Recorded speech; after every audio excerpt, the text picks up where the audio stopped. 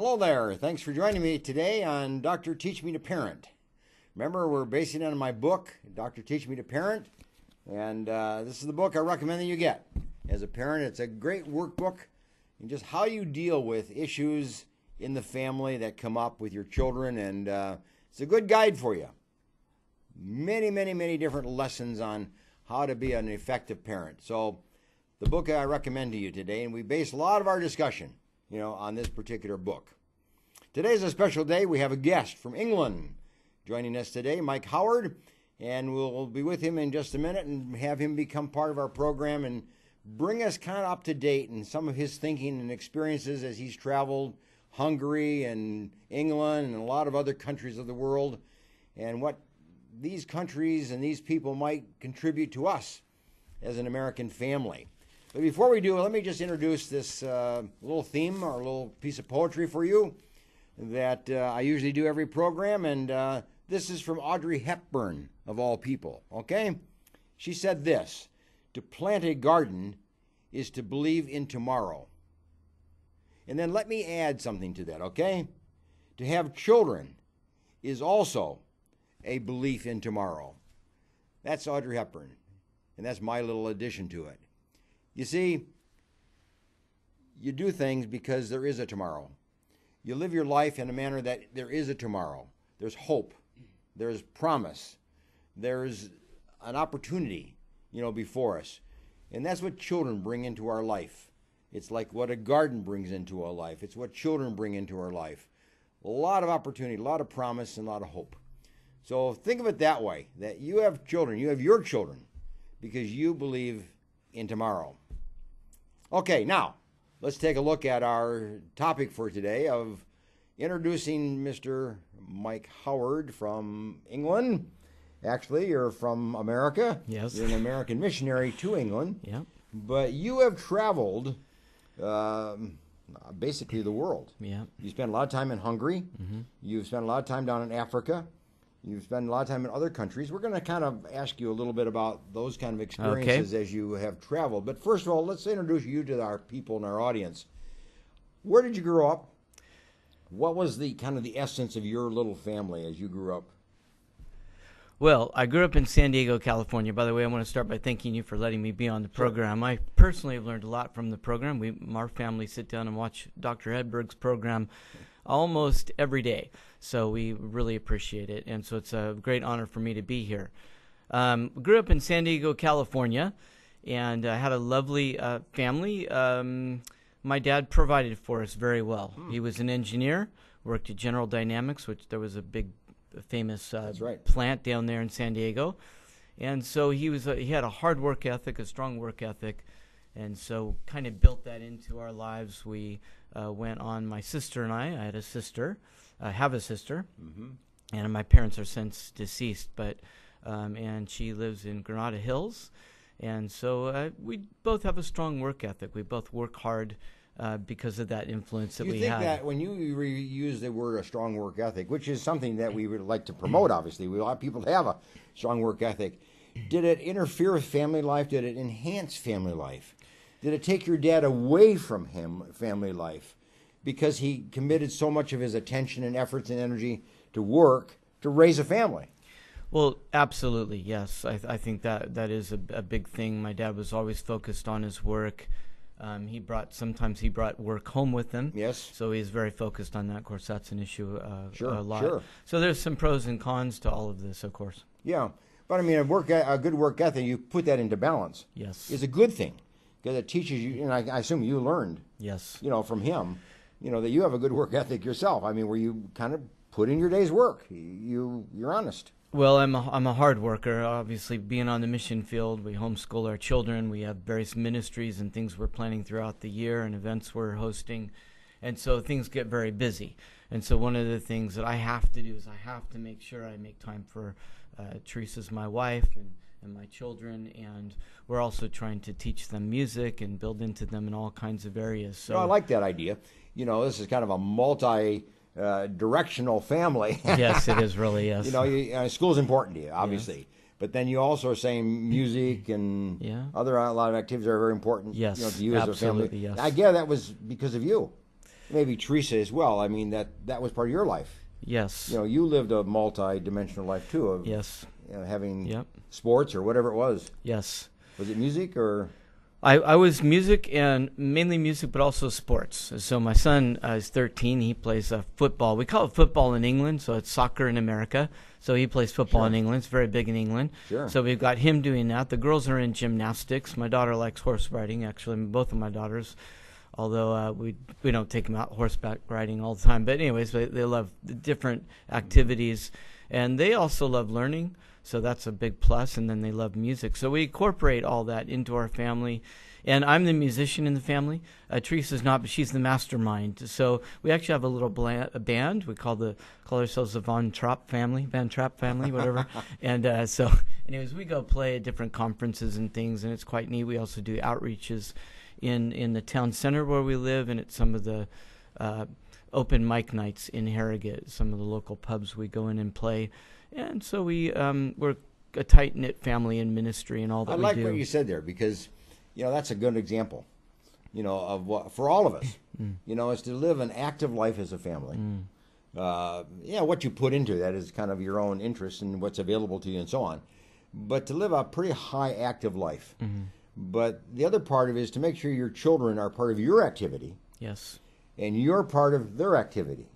You know, I think we often find ourselves in a situation where we have parents have their life, kids have their life, and we don't pull them together. Yes. And what you're saying is that you really have kind of pulled us together, so that homeschooling probably allows for that. Yes. Music has probably encouraged that a little bit. You got some things in common. Yes. So you do things that kind of pull your family together, and you function as one. Yes. Rather than as two separate entities, children and parents. Absolutely, yeah. And I know a pastor who's quite busy. He goes around the world, travels around the world, similar to when we do.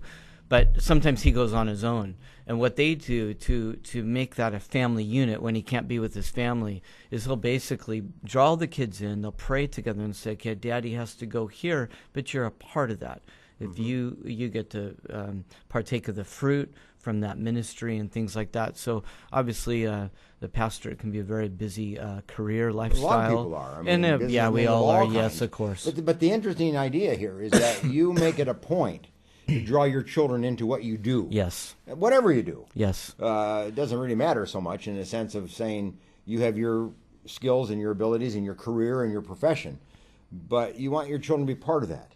But you also have to look at it the other way, too, that you want to be part of your kids' life. Yes. If they're in a school, public school, private school, homeschooling, or whatever it is, you got to take time away from what you do and become part of your kids' life. And that's what I'm hearing you do. And I think that's a great, absolutely, great model, you know, for us to kind of think in terms. Let me ask you this question. Why are you in England? Well, I mean, you're San Diego. Yes. Why in England? Well, a long time ago, back in 1989, somebody told me that Jesus loved me. I didn't really believe in God, and I didn't even believe in a higher power. I believed that we all just evolved and we were all just a product of chance. Somebody told me that, and at that point in my life, I was about 24 years old, and I'd lived a full, as far as a full life as you can up to 24 years old, and I experienced a lot of things up to that time. And frankly, I didn't believe God could love me. Because of that truth, though, I knew that if that was true, I'd have to give my whole life to God. That was a life-changing event. It was a life-changing event, Dr. Hedberg.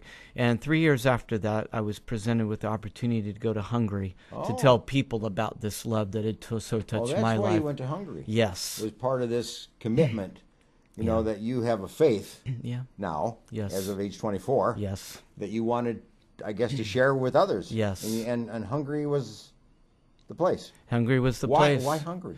Well, I was in church one day, and a friend of mine said, there's a missionary that's going to come over to church and speak. He's a missionary in Hungary. He's also from California. You've got to hear him speak. When he came over and shared about what God was doing in Hungary, and you got to remember, this is around 1991 time frame. 1991, the walls of communism had just broken down. The people were free, and people in Hungary were hungry for truth. They were hungry for something real. You know, in America, we were the same thing. You know, we had the Twin Towers about that time, and I mean, there was a world movement of being open to. Well, that was 2001, right? Yeah, 2000. But You're talking about 1991. But I'm telling you, 1991. That's when Okay. communism fell apart. Yeah. But anyways, these traumatic events in a nation's life really bring people to God. So it's They a do. correlation, They do. definitely. They do. But they were so constricted, and so when communism left the country, and we were there when tanks were pulling out of Hungary in 1991. It was a fascinating time to be there. Kids were hungry for God because they wanted something real, and communism didn't meet that need, that hole in their heart that they had. So going to Hungary was a very important decision on your part, and Yes. Obviously changed your life a lot. Absolutely. Didn't you meet your wife there? I did. The Lord brought us together in Hungary. Now, my wife is from Fresno. That's what brought me to Fresno. Mm-hmm. But we didn't meet in California. I'm from San Diego. She's from Fresno. We met in Hungary, in the south of Hungary, in a small town called Baja, Hungary. Yes. Yeah. But I mean, that was a very important meeting, obviously, because then the two of you married. Yes. And you live this life now together. Did she share the same kind of work ethic, the same kind of commitment to you that you had, to the Hungry people and to... Yes. Well, she came out to Hungary all on her own, which really impressed me. I remember one winter night, all of us guys, we were all single at the time, a lot of the other guys that I worked with, and the fax machine, I don't know if you know what a fax machine is, but that was the way people communicated back in those days. And so the fax machine started to move. It was the dead of winter. You couldn't go outside because it was freezing cold and snow on the ground. So this fax machine came in from a gal, obviously, in the end, we found out, who wanted to become a missionary in Hungary. So Teresa has a strong work ethic. I mean, she pushes us all on as a family. Whereas I might take a break. We got something else to do. Let's go for it. That's a message in marriage, by the way. Yeah. You found somebody compatible. You know, Yes. that shared a kind of work ethic. Yep. Shared a vision. Shared a faith. Yeah. Shared a desire. To take your faith and Yes. share it with other people. Yes. I mean, there are 3, 4, 5, 6 things in common that I'm sure brought you together, and that's really a message of marriage, Yes. isn't it? Yes. And it's amazing for a young gal, as she was at the time, to walk by faith and to go out there, had that kind of a strong sense of call, and her faith brought her out there. And I was just very moved by that, because it's not every day that somebody walks out like that. Well, here's a woman that walks in your life and changes your life even more. Yeah. For the good, by the way. Yes. Yeah. Well, yeah, I know. Yeah. Yeah. I mean, and I'm sure you did for her. Because that's what a good marriage is all about. Yes. And it really is a lesson in marriage. Yes. And that we would all do well Yes. if we kind of followed that kind of an example. Yep.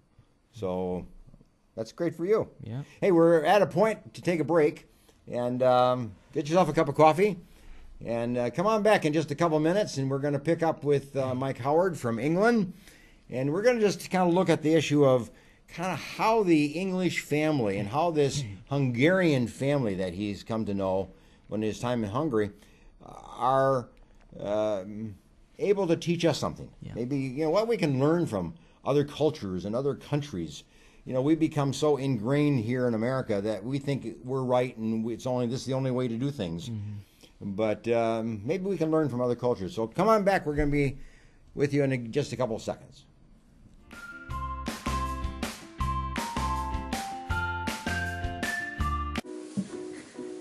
Hey there, world! I'd like to introduce you to someone really special and really cool. This is my mom. My mom is an amazing person. She is a writer. She is a newly transplanted Texan. She is a woman of faith, and she loves 80s music. She also is a person with a very rare genetic muscular disorder called Pompe disease.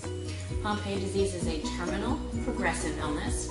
It's a genetic enzyme deficiency which ultimately leads to the destruction of your skeletal muscles. Those are the muscles that control how you move, your arms, your legs, and your torso. When your jaw or esophageal muscles are affected, you can no longer eat and require a feeding tube. When your diaphragm is impacted, you can't breathe on your own any longer and require a trach ventilator. When your legs are impacted, you will no longer be able to walk without assistance. You can lose bladder and bowel control. It affects children and adults, and eventually it kills you. It is rare, but it's real. Now, we're lucky My mom's still able to walk, though she uses a cane to get around most of the time. She's still able to breathe unassisted, but she can't go upstairs, and she needs some kind of assistance to get up from a seated position, like if she's sitting in a chair.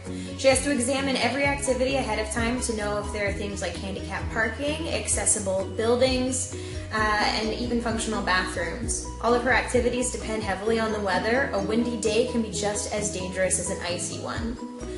She jokes that you can tell what kind of day she's having by whether she can lift her arms high enough to do her hair. And she recently moved into a one-story house specifically with the idea that she's one day going to need a wheelchair to get around. Those are the kind of things she has as everyday concerns. Her normal everyday fears are things like dropping her keys or falling in public and not being able to get up. That actually happened a couple of years ago. She fell and fractured her pelvis because she was unable to break her fall. I receive an enzyme replacement therapy every 2 weeks for life. It's a 6-hour IV. It helps slow the progression of the disease, but it is not a cure. And it costs about $100,000 every time you sit in the chair. Insurance takes care of most of that if you're lucky, but not everyone is, and the expenses add up very quickly. Things like wheelchairs, accessible vehicles, special housing, travel costs to medical conferences, doctor's appointments, and clinical trials.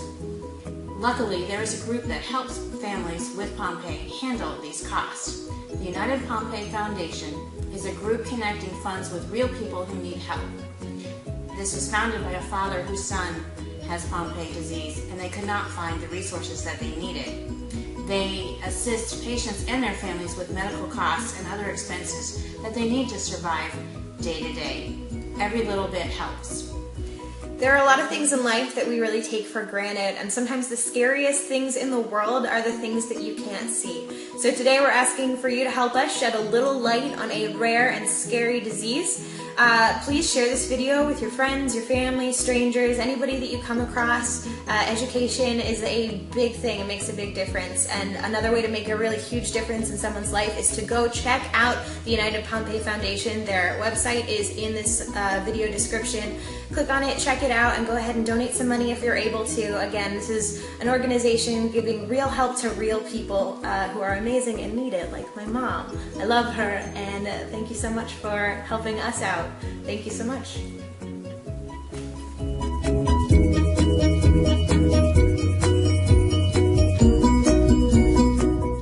Very cool. You give me how many minutes I have left? CentralValleyTalk.com. 12.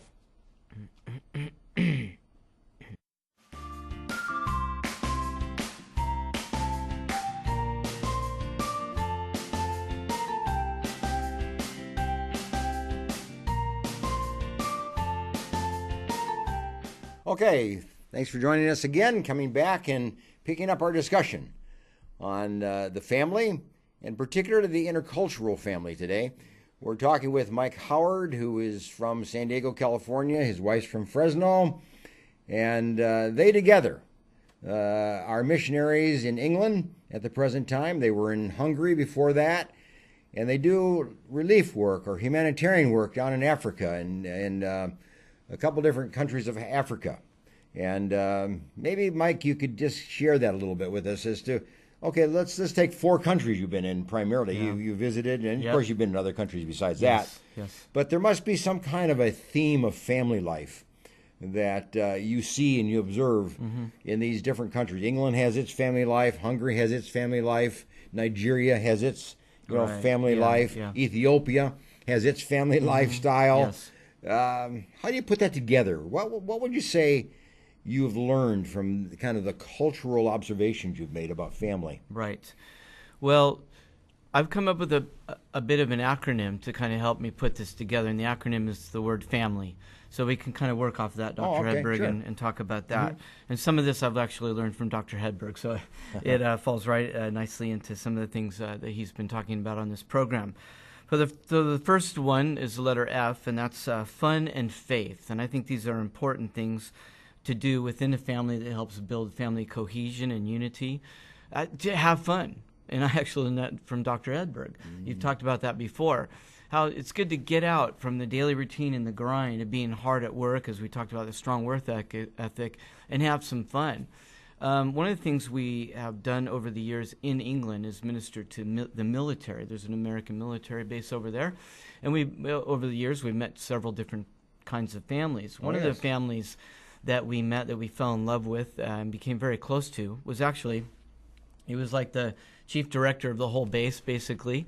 And we learned a lot from them. But one of the things they did every week, once a week, is they went, all the family with all the kids went to martial arts together. Oh. And, just boxing it out. But it was a fun event. It was wasn't a fun necessarily event, to teach yeah. martial arts, but it was to use martial arts as a family way to build up the family. And you get the exercise in, you get the stress relief, and all that built into it. I think that's really fun. I also think coupled with that is faith. I think faith is really important. Now, there's two kinds of faiths. There's the faith we talk about where we go to church, we read our Bible or whatever it is. And then there's the other kind of faith where we have faith to do great things and expect God to do great things. But this kind of faith, the first one, I'm thinking of just how important it is to have a faith, to go, for example, to church, to read your Bible, and to pray. Mm-hmm. They say that people in general are happier and feel healthier and better about themselves when they pray. It's a statistical truth. Very true. But when we read the paper and we hear different things from different countries, I would say that it doesn't sound like England and Hungary and parts of Africa would be particularly known as a country where families have fun together or experience a faith together. Yeah. Is that there, or is it there in pieces? I would say there in pieces, yeah. I mean... you see a little bit in this family, a little bit over here, a little bit, yes. but not as a country or as a unified theme. One thing I see in England is there is a lot of parallels to what we do, for example, by going to church and finding community. And that's a big word these days, community. Oh, yes. People are looking for community. They're looking for family. They're trying to find it in social media, which we're learning it's not. They're not finding it there. They're becoming more lonely. And some of the boys find it in gang activity. Family, yeah. And then also in England, one of the big places where community happens is in the pub. Now the pub is kind of like our bars, but they're not the same thing. Families with young children will go into the pubs and hang out. Now they do drink, but Europeans have a different outlook on the use of alcohol, so it's not quite the same thing, but the pub is their church. That's where they get community. I see. So everybody needs community, it's and like all an works AA out meeting, somewhere. or it's like a church meeting, or like a community meeting, Yeah. but it's where you meet your fellow citizens of your community, your neighborhood. It's great. Yeah, you can just hang out, and I mean, I don't drink, so I'll have a Coke, but you can talk to the next person, the next table, and they'll talk to you, and it's amazing. That kind of a thing. But sadly, I believe that there should be another aspect to that, and that's the community you find in a faith, really. Mm-hmm. So I think faith is really important. And the families that I've seen in my life, the ones in Ethiopia, the family in Nigeria, those families that do have a faith, they're a bit stronger. Are they a close family? Ethiopia, Nigeria, maybe other countries of Africa as well. But I mean, do they tend to bond together pretty closely? I think they do. I think because in some of the more depressed countries, obviously, they don't have a lot of things to distract them. In the West, we have a lot of things to distract us, movies and all kinds of things. And we're always looking for something to do to fill that. But they've got each other, and so you do see that from time to time. What would be your A? You're going through your acronym here of family, FA. I think acceptance and appreciation. I think it's really important in family, and I've seen families that can, first of all, accept the differences in the siblings and the spouses.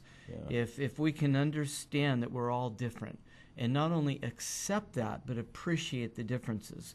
And so those work hand in hand with me, and I think the healthy families that I've seen, they're able to appreciate. One of the families I wanted to point out was Argyle and Rachel. They live in Ethiopia, and they run an orphanage with 90 kids in it. Yeah. Now they have a team. They have a couple named Sean and Megan, and they're also missionaries there in Ethiopia from America, and they're also there. But one thing I see is that these families, they're all working to build that acceptance and appreciation for each other and the gifts that each other has. Mm-hmm. But wouldn't you say in a lot of these cultures, there's a lot of intermarriage of a woman and a man from different cultures? Yes. and therefore then they have children, and now we have this kind of intermix of cultures. Is that a rich thing? Is that something that you come to appreciate and see as a good thing? Well, they bring to the table, they bring to the home, they bring to the family two different perspectives, not just because they grew up in two different parts of the world, but very different cultures, different learning. Well, I have a funny story on that, actually. So I know a couple. The husband is American and the woman is British. Oh, yes. And I don't know if this is a holdover from the war era, where everything was hard to get water and soaps and at times. But the British, some people don't know this, but Britain was highly impacted from World War II. Many of their docks were bombed. I think it was like 80% of Liverpool was destroyed, their docks, because of the bombings from Hitler. And I think there's some holdovers. But a funny story is that when she cleans the dishes, they leave soap on their dishes. And for the American, he was like, we don't do that, you know? No. And so in a different cultural marriage, you can have some struggles. But at the same time, if your foundation is appreciation and acceptance of each other and the gifts and learning from each culture, it can work, you know. But, you know, that those points of tension in marriage and in family happen when we don't appreciate. But if you appreciate the fact that you're different, and that it isn't a bad thing. Yes. But it can be a good thing if you incorporate it and if you're not afraid of it. Yes. I guess you have to learn to eat dishes with soap on it. I mean, to feel the taste of soap. Yeah. But if you can do that, if you're humble enough to learn that, then you bring together what you both contribute to the marriage from different cultures. And it's a stronger, it's a richer family life. Well, taking the family in Ethiopia, you've got Argyle, who is a black man from Ethiopia, who ended up in a refugee camp in Hungary. And you take Rachel, his now current wife, who is from Indiana, who felt called to be a missionary to Ethiopia, but in the interim felt like the Lord was calling her to go to Bible college in Vita, Hungary. And God brought Argyle, this black man, and Rachel, a white woman from America, and Argyle from Ethiopia together in this little small town called Vita, Hungary, got married. They moved to Ethiopia, and now they run this orphanage with 90 kids. And they've got 5 children of their own, and you see they're all happy and all just blessed. Well, good comes out of cross-culture. Yeah, absolutely. Yeah, it can happen, and it's great. So, what's your next letter? Next letter is M. Okay, so we're going down family. So M is for map, and I think every family needs a map personally. I don't know what your map is. I don't know. Dr. Hedberg has some great maps in the books that he writes and the things that we can learn from these programs. For me, map means the Bible. I try to find my value and my morals from God's Word because I believe God wrote it, and I think, therefore, I have some foundational truth to work off of. Some people don't have a foundation. They don't have a map to work off of. And even though I have an acronym here, I think within the acronym, map is you're using map as kind of a guideline. Yes. Kind of a general direction. Yes. As compared to just the lines on a piece of paper that go in different directions. Yeah. And there have been a lot of books written, self-help books. There have been a lot of books written on family. And books are great. And I think books are important. I'm going to mention that in a minute in my next letter. But I think that the ultimate plumb line would be a book. Obviously, if it is true that it's inspired by God, then that I think would be a good ground rule to work off of. And the Bible has so much to say about how to manage a family. Well, what is your I? Go ahead and take it. I is instruction. And again, there's so much to learn, and I think instruction is important. I think one of the things I'm seeing in families, in the modern family today, I don't know if this is I'm generalizing, obviously, but I think parents aren't instructing their children. And I think that's really important. We cannot be afraid of instructing our children. The Bible says, train up a child in the way he should go. And when he I gets think that's older, a missing link in many families. I don't know if it's more American than anywhere else in the world, or if you find that same thing in England, everywhere else in the world. That, parents don't instruct their children. The family structure in England is deteriorating as it is around. So you really see that parent-child teaching Yeah, it's actually the child teaching the parent. Is that right? I mean, you know, in schools in England, teachers, a lot of them, many of them, generalizing again, this isn't in all cases, but teachers have to go get help because the children control them through manipulation because the teachers have no authority. And the state has removed authority from parents. You know, the whole concept of spanking is very taboo now, and so there's no way to really instill discipline in a child's life. And the children, you have to be very creative and disciplined in a lot of other ways. Sure. And actually, that's another part of the I is inspiration. I think we need to be innovative and have inspiration when we are disciplining. I think we need to instruct our children. I think we need to have a plumb line that we're working off of, some kind of a map that we're working from, and from there use that as our guideline in instructing our children.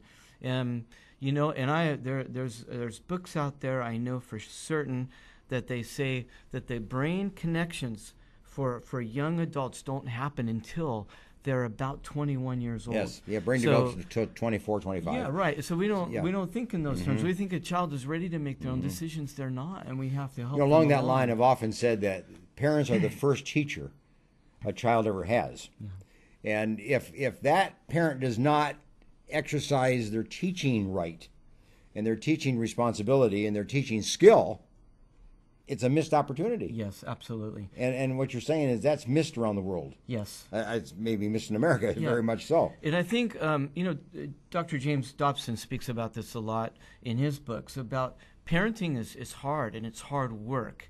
And it takes a lot of work to parent a child. And, you know, a lot of times we don't think they're listening. They are. And a lot of times the children, what they're doing is they're testing the boundaries. Yeah. They're testing their boundaries because they want to know that we're there for them and that we care for them. It's not they're testing our boundaries and they want us to give up. They want us to keep those boundaries so they feel that love and protection and care. Hey, we're going to take a break. That's good. And we're going to pick up your acronym and pick up the last couple letters here when we get back. But cool. Let's take a break for a couple minutes and we'll see you shortly. Great.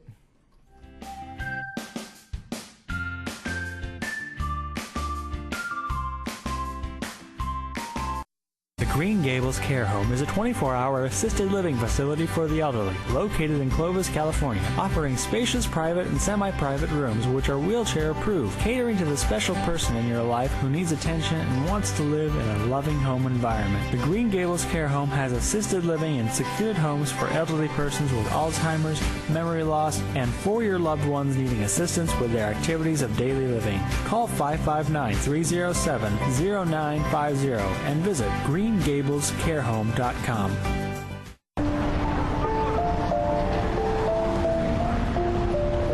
Sometimes good intentions hurt rather than help.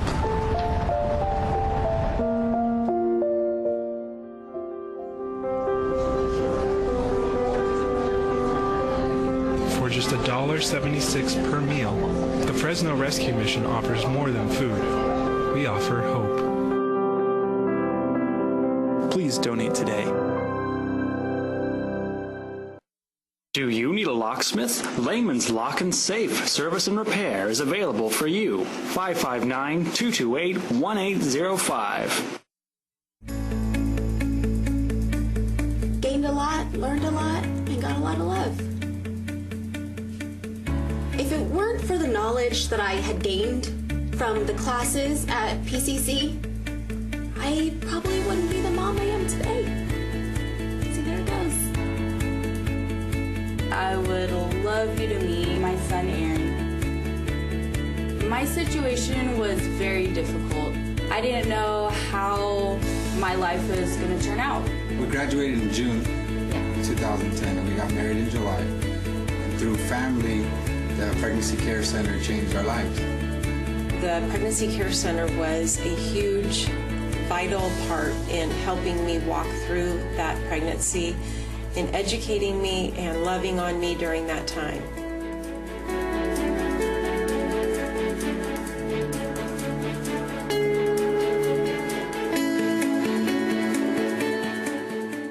Choosing a Medicare plan can be difficult and frustrating.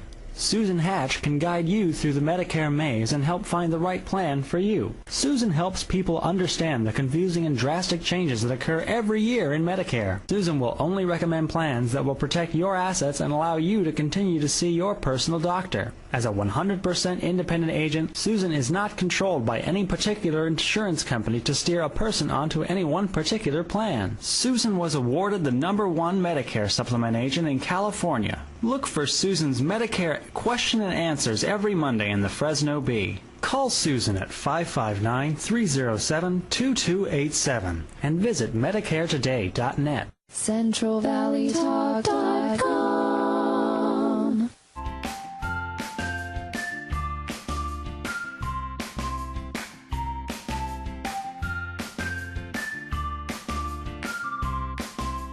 Okay, welcome back as we pick up our conversation again with Mike Howard from Harrogate, England, as he shares with us some of his experiences about family life as he's traveled in England, Hungary, Ethiopia, and Nigeria, and other countries of the world, actually.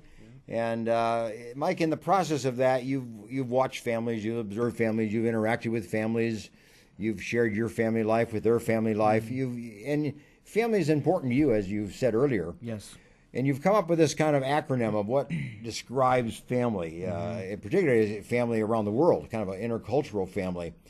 And you're kind of moving through this little acronym. Bring us to the next level. Okay, the next one is L, so I think this is a really obvious one. L for love. But I'm going to clarify that in a minute. But I think one of the things that the Hungarians really taught me was love. They're very loving people. I see. Mm-hmm. They're very caring people. In the history of the Hungarian people as a nation, you don't want to mess with them. They kept crusaders out of their country at times. They've kicked people out of their country that they didn't want there. And of course, with the recent immigration issues, they're very strong people. But at the core, they are very caring and very loving people. So it was great to be in Hungary for those 7 years, learning about their culture. They are very accepting of us. They're just a very kind and caring people. That's a great thing to learn. Yes, absolutely. We're kind of a loving people too in America, but maybe not as emotional or as expressive of that as maybe the Hungarian. Yeah, and one thing I've learned from the British family is it's important to talk.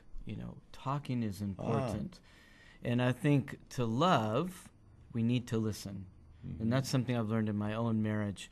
In the early days, not listening to my wife. And big mistake. Yes, a very big mistake. Big mistake. And I've learned over the years my wife is smarter than me. So, But it's interesting you talk about the Hungarian family being more emotional and expressive, and the English family being more rational or thinking and talking. Yes. But not so emotional. Would that be true? Exactly. Yes. The Hungarians are very emotional, and that causes the breakdown in the family because they work off of emotion. On the other hand, the British, they're a little bit harder in their communication, and because of lack of communication, sometimes marriages just fall apart, families, because of that. Politeness is a good thing, to be polite, to be caring, but to go outside of that, to not be able to discuss in a family context, for example, where you feel the other person is going wrong, and then for that other person to be listening. There's an old saying that the Puritans had, pray when you've prayed. And the idea is, sometimes we just shoot a quick prayer to God, and we call that prayer, and that's okay. God can take that, When Peter was saying, Lord, help me, I'm sinking on the Sea of Galilee, God can take those prayers. But the Puritans were like, when you really are ready to pray, then pray. And I think the idea is the same. Sometimes we listen, especially as men. We kind of listen, but we're not really actively listening. And, of course, that's talked about a lot these days. And so listen when you've listened. So really, really listen. I think that's important. I think that's the key to communication. Yeah. If you have somebody who's listening to you, then you are encouraged to talk. I think this is with kids, adolescents particularly. If nobody's listening to them, why would they talk? I mean, it's hard for an adolescent kid to talk anyway. Yes.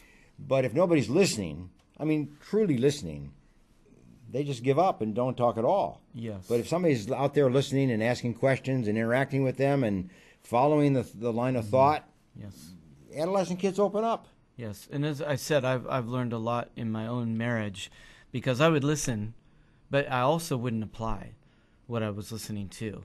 So I wasn't actively listening, and I wasn't applying what I was listening to. Mm-hmm. And you know what? Me personally, I made a lot of mistakes by not listening to my wife. So I'm very thankful Well, that we I put do her in that. my life. Yes. Move along with your acronym. That's fine. You know, I want to just stay on this one more second, though. Just about love, you know, I said this about the Hungarians. They're very kind and caring. Oh, You yes. see that in the family structure. The English, you know, we have great poets, British poets, great politicians, great thinkers, great minds in the history of the English culture. Oh, yes. And so that is one thing that is really fascinating about the British. They're patriotic. They're proud of their country, and I think those are good things to have as well. We should be proud of our country, and we should be proud of the heritage that we have wherever we're from. And I think in general people are, but that's something that stands out with the British. I like that. Yeah. You know, that the English people, the Brits, are very, very, very warm to their own country. Yes. Very loving to their own country. That's what patriotism is. Absolutely. I love my country. Yeah. And I will honor it, and I will respond to it and live within it in an honorable way. Yes, absolutely. Beautiful. And another thing, too, they're very simple. They live simply. They don't have a lot of amenities. There are certainly people that are wealthy, and there's football players, and they're very wealthy. Football is very big in England. Yes. And there's actors and actresses and politicians, and so there's wealth. But, you know, the overall general scope of the British population is a very simple lifestyle. And so that's something that's interesting, too, because, again, they don't always have the distractions necessarily that keep us from Sometimes family. you think when you live a simple life, you live much more close to people. Yes. It may be close to your own family, Yes. but also close to your neighbors and your friends. I mean, I gather then people become very important to you. Yes, absolutely. You're not out buying things and going places and traveling and all that, but you're interacting now with people, so people become more important. Yes. Yep. Well, Dr. Hedberg, the last letter in the acronym family is Y. And I have the word yes. I'm just putting that out there because I've already talked about faith, but this is the other side of faith. And if you'll notice, this acronym family is sandwiched by faith. Faith at the beginning and faith at the end. But this faith isn't the going to church, reading your Bible faith that I was talking about earlier. This is the faith to believe that God can take your family and change it and make it better. And take yourself and change yourself. That's right. Yeah. It's the faith to believe that when you pray, God hears your prayers. You're worried about your children, to have faith to believe that God can take care of your children, for example. Your marriage is struggling and you don't know what to do. To have faith that God can restore that marriage, that God can take care of your children. You know, my children are growing up now. My eldest is 17 years old, a 13-year-old son and a 10-year-old. So they're getting to that place where they're becoming independent, and that's a scary place. We start thinking about college about this point in time. That's right. And so I have to have faith to trust that God's going to take them and you know, be with them. And so it's kind of a faith that is based on belief. Yes. Or hope. Yeah. You know, looking forward, you know, that there is a tomorrow. Yes. Like I was saying earlier, you know, if you plant a garden, it's because you believe that there is a tomorrow. If you have children, you believe there is a tomorrow. It's that kind of faith that, you know, life will go on and things will come together and things will work. That's right. And I think, yes, because what it says in Corinthians, Paul wrote to the Corinthians, the promises of God are yes and amen in Jesus Christ. And I think we need to stop sitting on the premises and start standing on the promises, you know, that God gives us. Now, I'm not talking about faith in our faith. Faith has to be in something. And if my faith is in my own faith, then I'm going to fail because I'm not always full of faith. But if my faith is in God, who's consistent, and, you know, he doesn't have emotional ups and downs, and we can trust in him for truth and all that, then that's a faith I can live off. You know, that prompts the question about the role of the church in England, the role of the church in Hungary, and in Ethiopia, Nigeria, these kind of countries. Has the church lost its importance, its value, its place? or is the church still something that people revolve their life around and participate in? Yeah, well, less than 0.1% of the people in England go to church, so it is quite dramatic. Virtually nobody goes. Virtually nobody goes. Yes, I mean churches are being sold to other religious groups, or they're being turned into apartments. In some cases, some of the Anglican churches are opening their churches up to camping. They're trying to get people into church any way they can. That's the English. But every time you see a family who has a faith, this kind of a faith that we've talked about, where their map is the Bible, and they go to church and they pray and they have faith in God, that's a healthy family. And they basically, the young people that are finding faith. And I got to tell you this story real quick. Argyle came to faith in a refugee camp ministry. This is a fascinating story that my wife actually started when we were in Hungary. In Hungary. Mm-hmm. So it's amazing to see the turnaround. When you step out and you help other people and you tell other people about your faith, you'll eventually see fruit. Now Argyle is in Ethiopia, and here he is telling 90 kids, taking care of them and telling them about God. It's an amazing thing to see that happen. And then we have another man who went through the same refugee camp ministry, and he went to the same Bible college and went back to his country in Nigeria, And in his country, Nigeria, now he's teaching a group of people. He has a large church in Nigeria, and he's teaching people the Bible. So do you think that the church is kind of, in some of these countries, is dead? Nobody goes. But there's a kind of a renewal of some kind that the church is kind of starting up again? Or is it isolated parts of the world? England's had a revival every 100 years. So England is about due for a revival if that's the case, if it follows its pattern. Kind of a renewal of interest in religion. Yes. Mm-hmm. Yeah, so, we're praying for that. We don't see it right now, but we see it in pockets, in little snippets of what God's doing in little areas. In comparison to the church, where it is in the life of people, what about school in these different countries? Mm-hmm. Is school also losing its importance and its value, or is it now becoming even bigger and more important? I think education in school, and I don't have any statistics or anything, I'm just using my gut feeling, it's becoming more important. Well, England's kids do better than the American kids. Yes. In all the testing that is done. So, yes. I mean, they're outstripping us, so there must be some interest and value placed on education in England. Yes. Hungary, too. Absolutely, yeah. They're very big into it. They start their children in school very young in England, and they go all the way up to university, obviously. Still going to school on Saturday? Yeah. Saturday? If they're doing their A-levels, they may be doing projects on Saturday, but those are after they get like their equivalent of their high school education, which is their GCSEs. It's true in a lot of countries of the world. Yes. And Saturday is a school day. Yeah. And we don't. Yes. So that just tells you there that school's important. Yes. Put a lot of value on it. And going back to my growing up, we had a strong work ethic in our family. My father was educated. He was an engineer. He worked very hard. He ran a business on the side as well. So I come from that kind of background. And that can be great. But I think we have to couple that with fun, rest, relaxation, time to be simple, to be alone, to read. I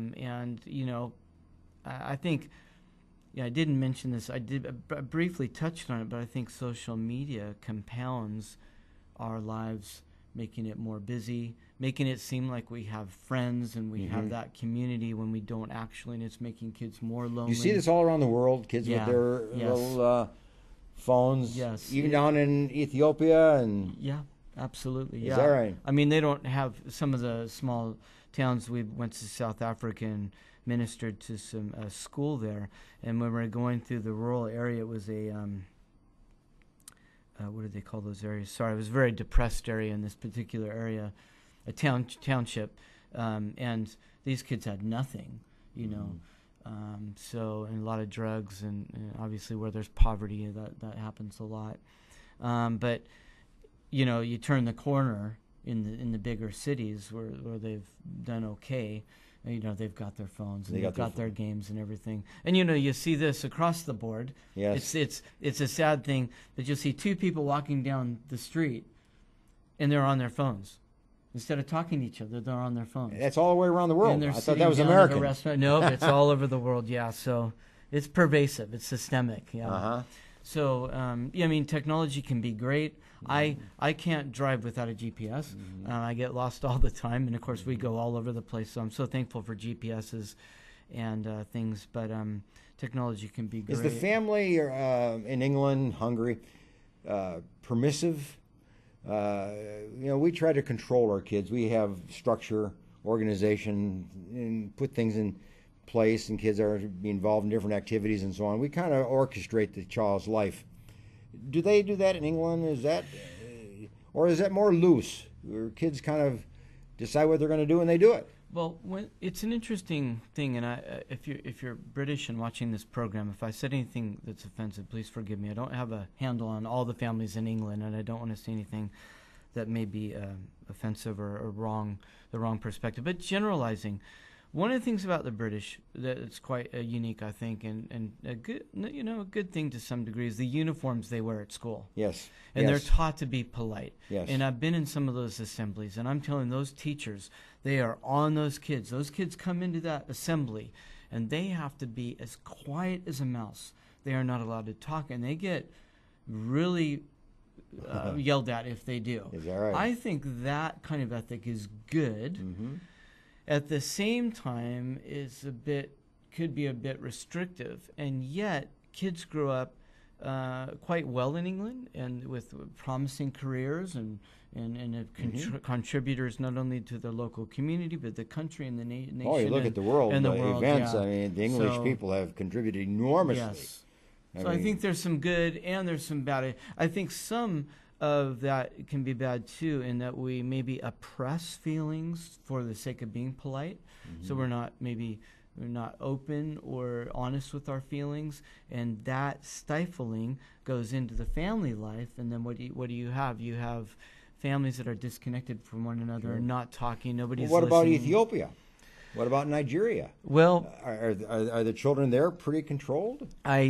I think it's a little bit more free. I think education is very important to them, but I think there's a little bit more freedom to be a kid and to have fun. But yeah, it works. All these things can work positively and negatively within a culture. But I think the African culture is a lot funner, and things like that. So let me ask you about the worker, the English worker, the Hungarian worker. Yeah. I mean, we hear stories anyway, that this is a pretty strong work ethic country or countries. And men work. Yeah. They provide for their family. Yes. Long hours? Yes. Weekends? Overtime? How does that play out? I don't know the details there. Just in Hungary, and I'm also thinking England, which I'll talk about. But Hungarians are very hard workers. They're very scholarly. On the world sports scene, they're footballers, they're soccer players in England. I'm a soccer player myself, in Hungary. They are excellent soccer players, but they have a small country. They don't have a lot to pull from in terms of the number of players and the quality of players, but they're excellent in all they do. I think vitamin C was created by a scientist in Hungary years ago. They're very smart. There's Jews in Hungary, very, very intelligent people all the way around. So very strong work ethic. And you see that in England. And you see, especially in England, which I know a little bit more about, they're just very hard workers and very dedicated to their businesses and their work, I think. And that's a very good thing, too. I think many times the family is sacrificed, but then you'll have the women working as well, and they're involved. There's always the problem of pay gaps and things like that between men and women, but women are very those things too, huh? Yes, they do. They do. So yeah, England has been traumatized. World War I, World War II, and we have the terrorism acts that we read about and witness on television. England's had enormous numbers of trauma events over the long history. But I'm thinking even more recently, some of the trauma events that have taken place in England. Yes. How are they deal with that? I mean, has it made them stronger? Has it unified them? Has it split them apart as a country? I think it primarily has unified the British people. Mm-hmm. And this is why they voted to leave. The main thrust of Brexit, to leave the European community, was immigration. That was a big thing. And they wanted to protect and put walls around their country, so to speak, by leaving the European community. Similar to what happened in America. And actually, the Brexit vote was on the heels of Donald Trump's election here. Yes. And so, yeah. So I think that's an interesting thing. What is interesting as well, and I think this is a good point, people don't look to faith to help them through these things in England in general. And again, I'm generalizing. What do they do? Look to each other? They look to each other. Or within the family? They look to politics. They look to implementing rules and regulations by which they can protect the people. So it's more of a kind of a government, do this for me, or yes. I need help, so they turn to yes. the institutions like the government. Yes, and that's their answer. And that is, there's nothing wrong with that. Obviously, it's a socialized country, so it's working off socialism, a socialistic political base. But there's and to me that's kind of sad. In America, on Easter you get people that come to church once a year for Easter or once a year for Christmas. You don't get that in England. Mm-hmm. You don't get anybody walking your church haphazardly for that. And I would just make this point in 9/11.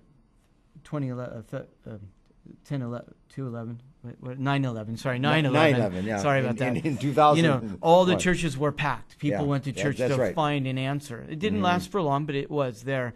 Well, in England, that didn't happen at all. It doesn't happen with the London bombings. They look to politics, their leaders, is that right? their laws to help them through these things. And it's kind of like, help me, do something, protect me. But it's the government that is sought out, as compared to yourself or your neighbors or your community. And by the way, can I just add this in there, because I think this is really helpful on the family structure. Obviously, we're in England. There's Muslim families. And one thing that people don't know is the young people that do these bombings, a lot of them are basically doing this because they're tied into a family, because they don't get family from their dads and their moms, and they don't have that family interconnection. So what these guys that groom them to do these bombings do is they bring them into a family and they give them a family. That's another undercurrent that's happening in England, and of course we all know about that. In our country, and I'm sure there too, we call these gangs. Yes. Gangster is a family. Yes. It's a family substitute. Perfect, yeah. It's the same kind of thing. Yes. And then the gang gets you to behave in a certain way according to their interests. Yes, exactly. And you give up what's left of your own family. Yes. Not much of it, by the way. Usually dad's gone, mother's probably gone or working all the time.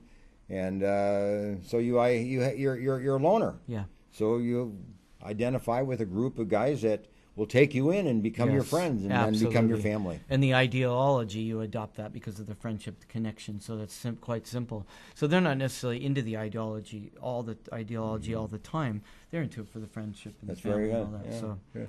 Hey, good. Thanks, Mike. No worries. This is Mike Howard from England, American Missionary. But we're glad that you joined us here. today. This is a great discussion on family. We have things to learn. We don't have it necessarily all to ourselves. We don't. No. As Americans, we can learn from each other. We can learn from other cultures, and I'm sure other cultures can learn from us. Yes. And I hope that you will kind of share that, as well. Yeah. But we do need to look at, kind of how we can enrich ourselves and improve ourselves as a family by learning from other people and other traditions and other cultures. Absolutely. And that's why you're here today. We appreciate you being here. Well, thank you very much. Before we end today, let me give you a little quote for your own thinking and just kind of dwell on this kind of an idea, okay? A good mind is required to learn. A good heart is required to know people and to trust them, and also to treat them fairly and justly. So it's a good mind and a good heart. And may you have both. Now, thanks for joining us today. I invite you to pick up my podcast, which is on YouTube. And you can pick it up at my podcast site, which is Dr. Teach Me to Parent and .com. So feel free to do that. And then also pick up my book, Dr. Teach Me to Parent. We'd love to have you pick up the book and read it. This is a good manual for you and your family. So thanks for joining me today. And the sponsors that you heard today, give them a little business and send them a donation. Many of these are nonprofit organizations that thrive on donations. So all the ads, just kind of be good to them, would you? Treat them well. Thanks for today. Thanks for joining us. Thank Bye you for very now. much.